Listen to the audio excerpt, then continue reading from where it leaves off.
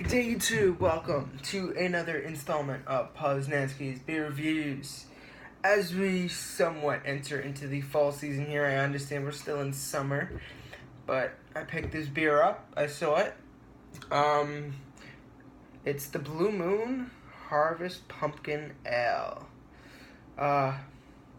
Best by January 2nd of 2017. So it's still fresh. It's fresh. So I'm guessing this was just brewed. Like, literally, they just got this in stock.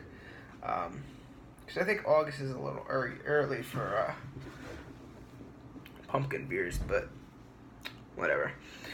I'm not too much of a fan on these really pumpkin beers. It's just like, it's the same crap in every single one of them. It's pumpkin spice, cinnamon spice, wheat, barley, and no hops, basically. I'd like to see like a pumpkin IPA. That would be nice. So any beer brewers that are out there watching this, or any breweries make it like a pumpkin IPA. Enough of the pumpkin ales. It's starting to get a little old. Go do some exotic things. So this is the Blue Moon Brewing Company.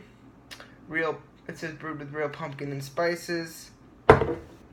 Oh, and I'd rather have them put the date on the label, but it's in a digitized code that could be wiped off. But I can see it, so it's whatever.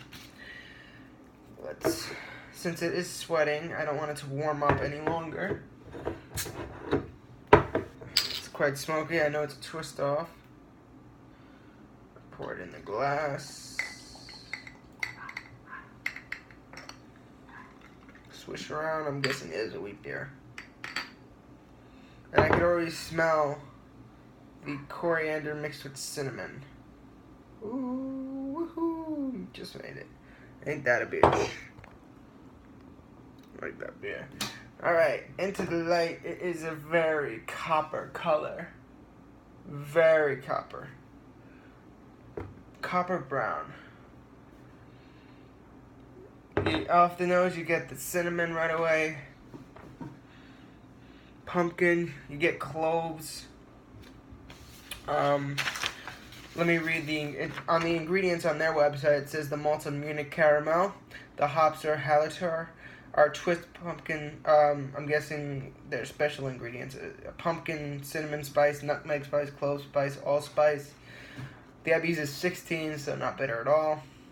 5.7% alcohol by volume. Their appearance is deep amber color with. Right, I mean, I guess it could be amber. I think it's more the copper.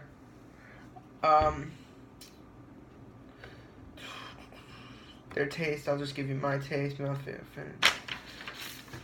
Commercial description on this one is: in 1995, we crafted our first autumn seasonal pumpkin ale. At the time, Oktoberfest beers were in high demand for our version. We wanted to create a beer that was a little different than what was already out there and complemented the season by highlighting the flavors we've all grown to love during this time.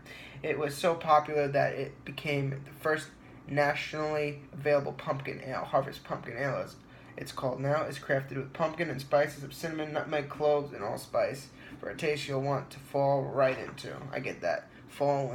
That's a good pun. Great Beer gives it a 17 overall and a 21 in the style. Beer obviously gives it a 72 overall, which is okay. The Bros give it a 74, which is okay. Brewed by the Molson Coors Brewing Company. Like I said, you get that allspice, you get that ginger, a little ginger in there. Not really a big fan of this kind of, it's not my thing, but let's go into the taste.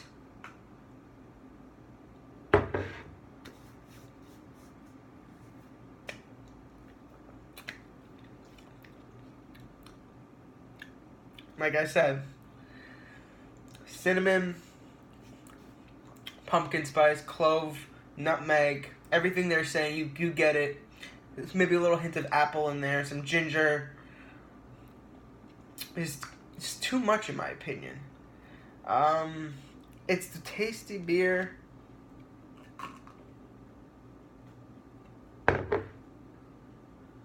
If you like that kind of stuff, It's just, it starts off with the clove, the nutmeg, the ginger, finishes with a little cinnamon back end. You don't get really any hops. You get, basically, you can feel the hops with the slight bitterness there. That slight bitterness, that's your hops right there. I wonder how many calories are in this. 173 for one beer. It's a year-round, it's a seasonal beer. I'm guessing it's only right before the fall season starts and through the fall season. So, got it a little early.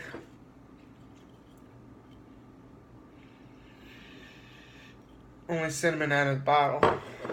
But,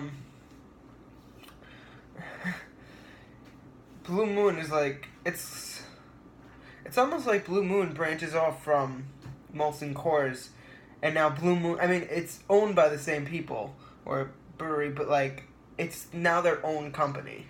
Blue Moon, because Coors makes their own shit, Blue Moon makes their own shit, but it's just the same owner, you know what I mean? Kind of like Budweiser and Shock Top and all those other, you know, like subgenres. You know how like there's subgenres of metal or subgenres of rock. There's metal alternative, and then there's subgenres of metal, and then there's subgenres of that type of metal.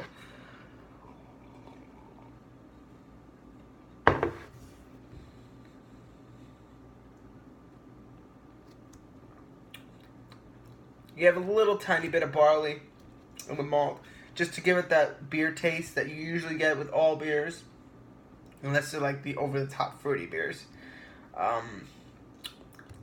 Very little faint hint of wheat, not a lot. Coriander, as you say, you do get it. It's overall for me. I said I don't like these beers. I'm a little upset because I got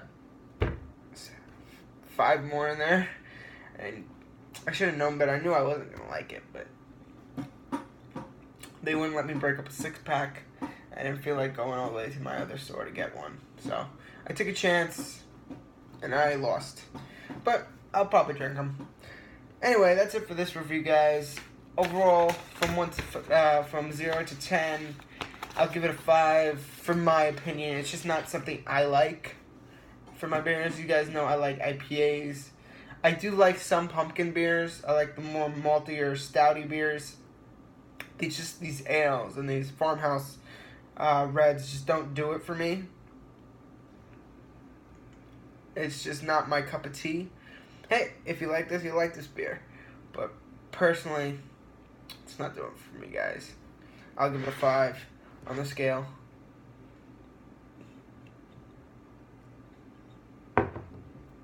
Maybe a little hint of orange as well. Like I said, too much.